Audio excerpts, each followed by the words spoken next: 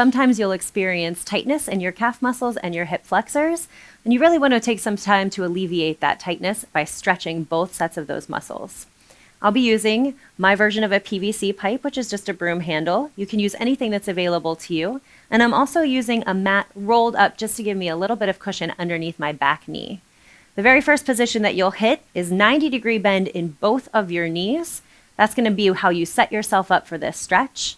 Then you'll reach whatever you're using for support out slightly in front of your front foot.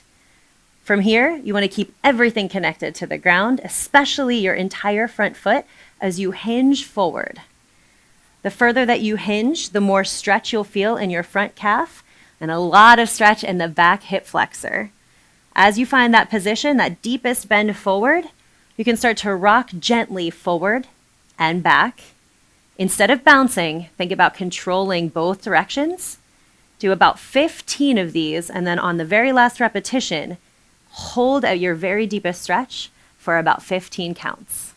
Once you're done, come all the way up, reset for your second side, being sure to address any imbalances by working both legs.